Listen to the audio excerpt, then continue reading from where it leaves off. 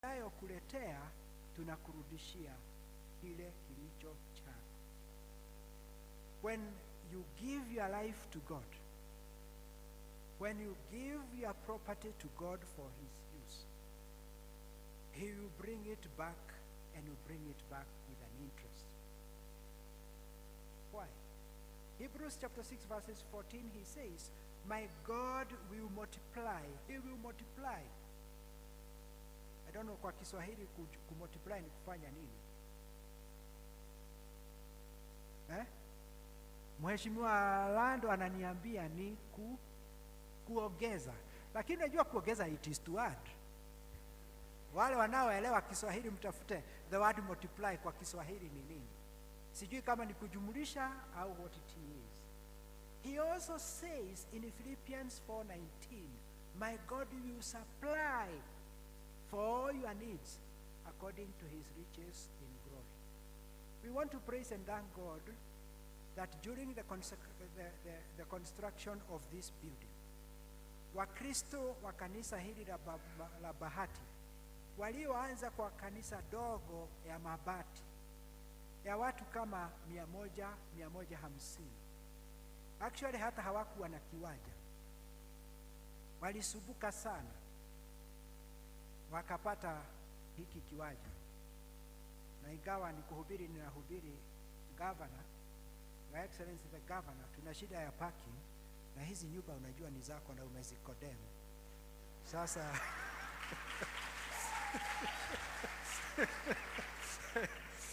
ufikirie kama na wewe utasema kama vile Biblia inasema my God will supply.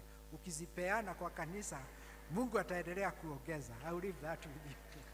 Sorry, I'm preaching. I'm not. So, God supplies.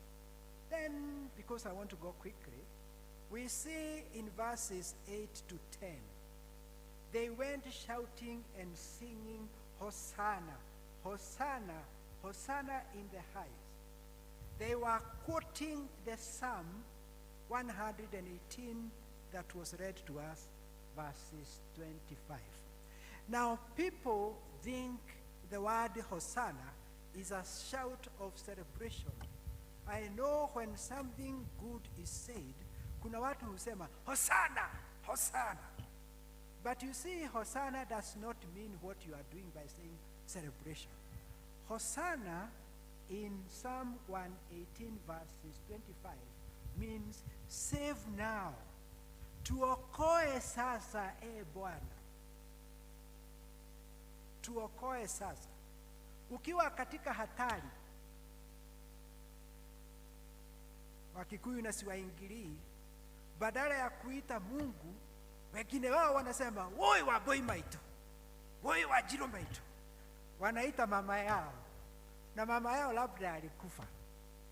Ita Yesu, au useme Hosanna, save now, O Lord, tuokoe sasa. And the salvation they were crying for was not personal. They were looking for a political Messiah who would lead a revolution to overthrow the Romans. They were looking for salvation that would be for the nation, but not for individual. Na hapa wenzangu wa Kenya, ninaona hatuko tofauti na wao.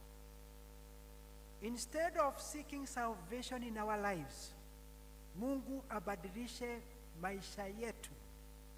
Tutaweza kuangalia serikali ile, tutaweza kuangalia serikali yetu, Mungu badilisha serikali yetu, Mungu fanya hivi. God wants to save you and to save you now. Kwa wewe kupeana maisha yako. Now the response of Jesus to the congregation is different. It was not to impress the crowd. Inasmuch as they were shouting, Hosanna, Hosanna, hakuwajibu, because he knew in 7 days wataanza kusema, crucify him, crucify him, crucify him. Na ni vizuri kujifunza na wao. Mimi sikuja hapa kuhubiri siasa, lakini mimi ninakumbuka tulipokuwa tukipata uchaguzi, tulifurahia sana na tukafurahia sana. Na unajua serikali ikiingia ni ifanye kazi, na serikali haina pesa, inatoa pesa wapi? Kwetu. Yeah, give to Caesar what is Caesar's and you give to God what is God's. Sasa serikali ikisema mlete pesa ndio tufanye kazi, tena wanaanza kusema crucify them. You see, you are not different from the Jews. I'm not different from the Jews. Ni vizuri kuona vile Yesu alisema. In Matthew 16 verses 20, when Jesus did miracles, he would tell people not to say who he is. Alitaka watu wagundue wao wenyewe yeye ni nani. But in this case, at the triumphal entry, we see him allowing them to say, he is the Messiah. He is the Messiah. This is because he never wanted anybody to have an excuse as to why they never accepted Jesus. If there is a time when we need to say, Hosanna, Lord save us, it is now. And if you are going to say, Lord save us, it should begin in the church. Bado mna mitede? Hebu inua mitede. Yes, asante. Ni wakati wa kumwambia Mungu atuokoe na aanze kutuokoa kwa kanisa. Kanisa imekuwa biashara. Yes. Mpaka juzi mmoja wetu akasema inafaa kanisa sasa ianze kulipa tax. Zamani zile kanisa kile inakusanya kwa sababu ni pati ya umati, community, society. Kinatakiwa kurudishwa kufanya kazi ya Mungu, to benefit the congregation, to benefit the people, but not to benefit the bishop or to benefit the pastor. That is how it is supposed to be. Ndivyo basi tulisoma wakati Yesu alipoingia pale hekaluni, alikuta biashara inafanywa huko. Hekalu lilikuwa na sehemu tatu. Sehemu ya kwanza ilikuwa ya Gentiles na wanyama, na hapo ndio biashara ilikuwa inafanywa. Na biashara iliyokuwa inafanywa huko ya kuuza mbuzi na kondoo, hawa wanyama walikuwa wa the priests. The next court ilikuwa court ya Jews, na wao tu ndio waliingia huko. Court ya mwisho ilikuwa ya priests, na hiyo ilikuwa imefunikwa watu wasije wakaonekana. Tunashukuru Mungu kwamba siku hizi makanisa hayawi na ile curtain iliyokuwepo, kwa sababu mambo yetu yanatakiwa kufanywa yakiwa dhahiri. Mungu atuokoe na Mungu atusaidie. After Jesus did all these things, he went to Bethany. Now, I told you Bethany is a place of quietness. It is a place of poverty and so on. Jesus went to Bethany because he wanted to have communion with his Father. And as he was going there, he discovered a fig tree.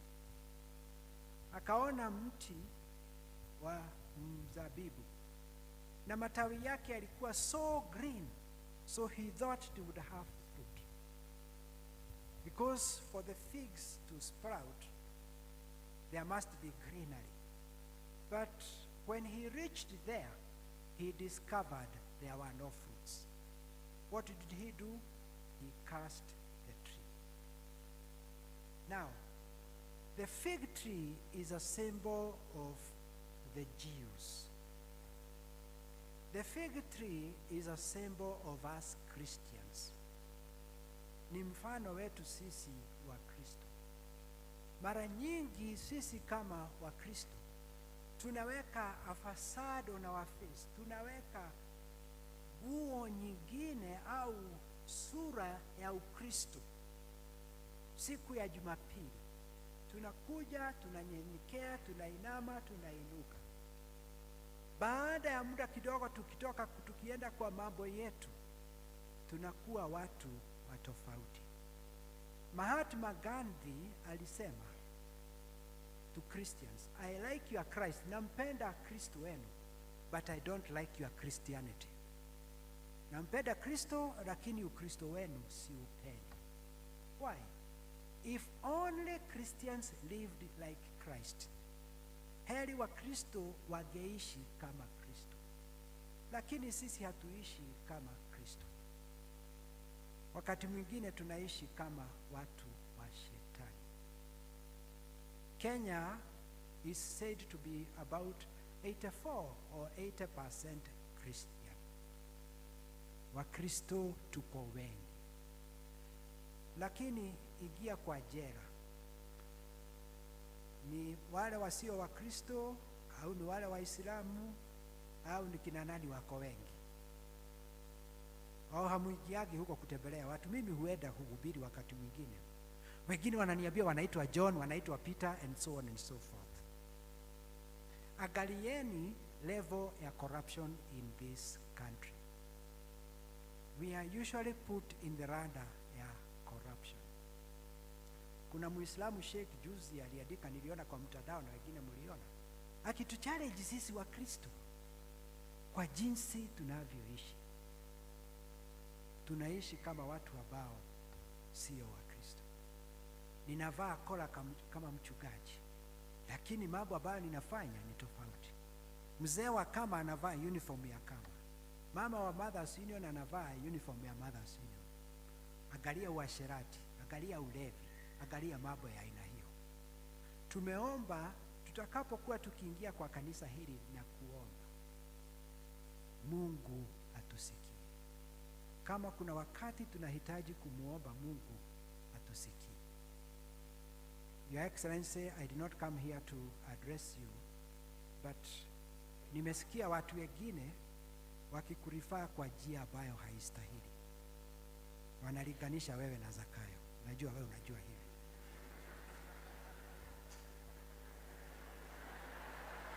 Ni aibu wa Kristo, ni aibu, ni aibu, ni aibu.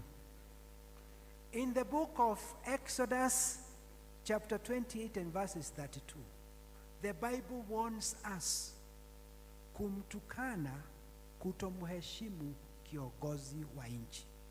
You should know that. Kazi yetu ni kumuombea na kuombea serikali. And I have said this many times. Mimi ni askofu wa diocese ya Nairobi, nina wachungaji kama 130 na Wakristo wa Nairobi wa Anglikana kama sijui about 300 to 400.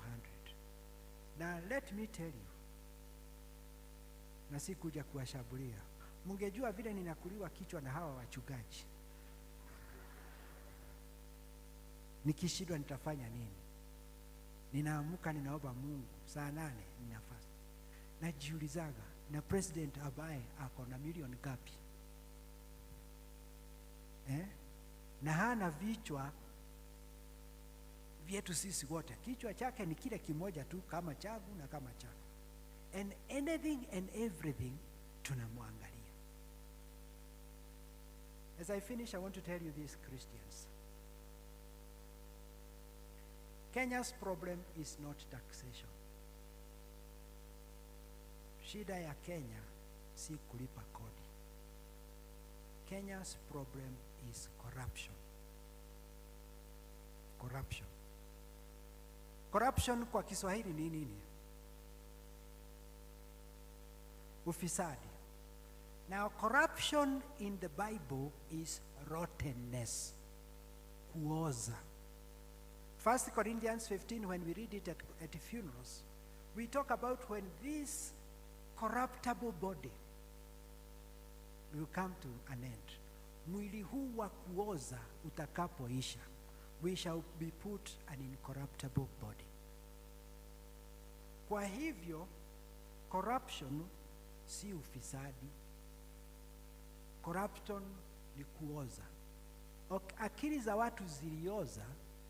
Kwa hivyo hata akiba mali ya wenyewe, hata akidanganya mtu, hata akiua mtu, hata akifanya mambo ambayo ni maovu mbele ya Mungu, kwa sababu kichwa chake kimeoza.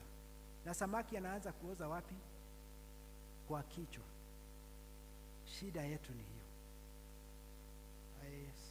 Your Excellency, thank you for your government appointing our brother Bishop David Ogide to be the one who is fighting corruption as a Christian. And I hope God you give him grace to win. Ni jukumu langu